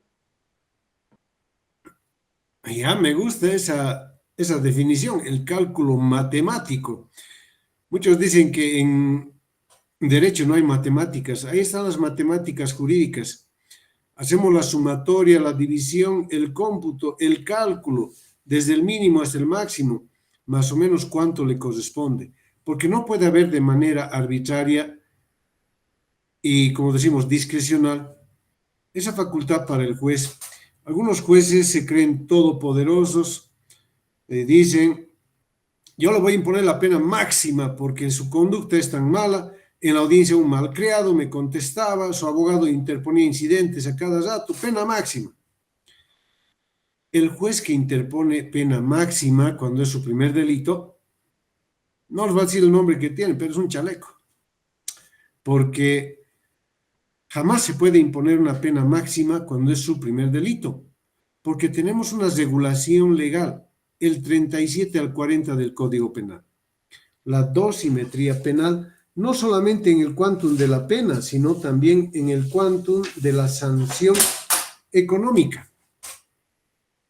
Así lo dice los autos supremos que están aquí en el libro. Vamos a ver. Se llama dosimetría penal, ¿no? 576. El auto supremo 420-2021-RRC de 28 de julio. Uno de ellos. El otro,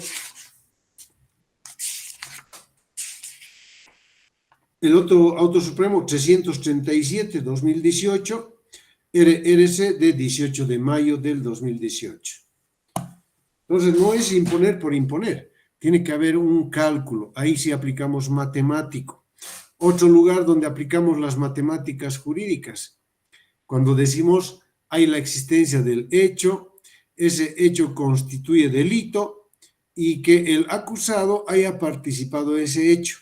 Ahí tenemos una trilogía, la regla de tres, ¿no? Esa tres jurídica. Falta uno de ellos y no se acomoda la ecuación. No hay el hecho, no constituye delito porque no hay hecho. Hay el hecho, no constituye delito, tampoco podemos llevar a una instancia. Hay el hecho, constituye delito, no participó el acusado, tampoco podemos acusar o sentenciar como condenatorio. Hay matemáticas jurídicas, se puede aplicar también. Y cuando hacemos el análisis de la normativa, acostumbraremos a realizar utilizando las construcciones jurídicas. Construyamos nuestra idea. Voy a realizar una petición como abogado. Voy a realizar una resolución como fiscal o como juez. ¿Qué tengo? El artículo 204 nomás del Código Penal. Y con eso es suficiente, no es suficiente. Podemos alcanzar mucho más. Vemos la Constitución Política del Estado. Podemos invocar a un principio, la seguridad jurídica.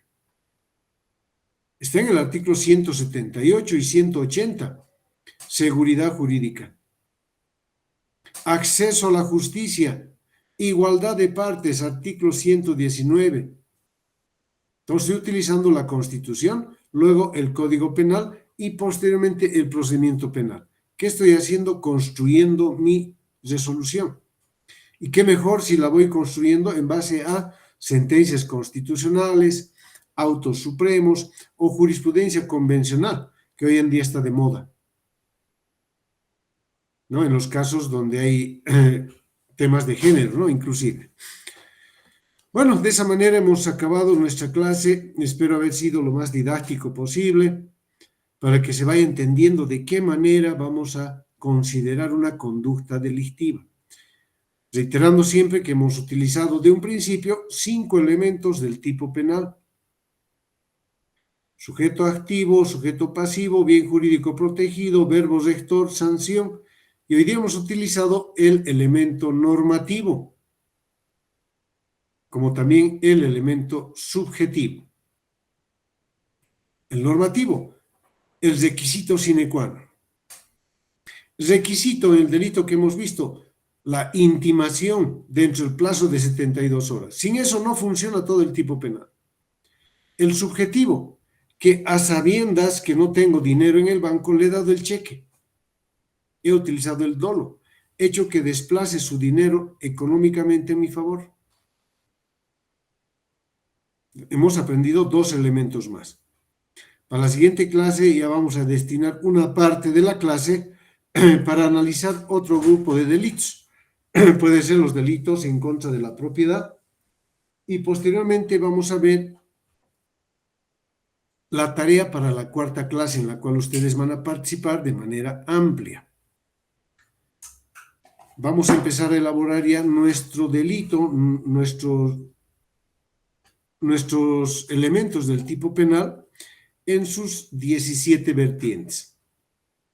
Hay un modelo. Voy a dar el modelo en el cual todos nosotros vamos a trabajar y si hay dudas, en la siguiente clase vamos a ir puliendo, porque en la última clase van a realizar solo su trabajo, en la 4ª clase, ¿no? Pero no los voy a dejar tampoco desamparados, sino que realizando su trabajo van a exponer y vamos a revisar si tiene algún error o no. Si hay algún error por corregir, lo corregimos y recién suben a plataforma. Y todos esos delitos acumulados les va a servir de información también, porque es para la vida diaria, para la práctica diaria, ¿no? Bueno, de esa manera culminamos nuestra clase para hoy. ¿Alguna pregunta? ¿Algún comentario? Doctor, una consulta referente al libro donde nos está proporcionando las sentencias constitucionales y los autos supremos. No sé si nos podría facilitar el nombre y tal vez el autor para que nosotros podamos conseguir, por favor. El nombre es El juicio oral y la aplicación de la jurisprudencia vinculante. El autor es José Emilio Pinto Andia. Ahí está. Ahora la mala noticia, que ya no hay en físico. Es mi libro, pero no hay ya en físico. Tengo en virtual, porque se me ha agotado. Ha habido 3 ediciones, se han agotado todas ellas. No hice imprimir más porque ya les anuncié que está otro libro en puertas. Se llama La nulidad de la imputación y la acusación formal y la jurisprudencia. Entonces no quise sacar más porque voy a retrasar la publicación del otro. Pero si este lo requiere, tengo en virtual todavía, me hacen el contacto a ese número que han visto en la diapositiva, es el 61 64 55 22. Ahí está nuevamente, lo coloco para que puedan analizarlo. Ya, entonces, si gustan, me hacen la llamadita, pero sinceramente no me quedo más y fue muy buena la acogida. Más bien les agradezco a todos los que han adquirido este libro, es apoyar a los autores, ¿no? Lo nacional, lo nuestro. Ahí está. Y algo también sacado del siguiente libro, ¿no? De la nulidad de la imputación y la acusación. Es acá también algo de ahí. Bueno, gracias por la pregunta y el interés. Con esto me despido, que tengan un bonito fin de semana largo. Aprovecharemos, nos dedicaremos a nuestras costumbres de Todos Santos. Algunos a Halloween dicen, ¿no? Vale todo, pero estamos libres de convicciones, vale todo. Bueno, buenas noches, que tengan buen descanso. Nos veremos en la siguiente clase. Hasta luego. Gracias, doctor. Hasta luego. Hasta luego. Hasta luego, hasta luego. Hasta luego, doctor. Gracias. Hasta luego, doctor. Buenas noches. Muchas gracias, doctor. Buenas Hasta noches. luego. Hasta luego, compañero. Buenas noches.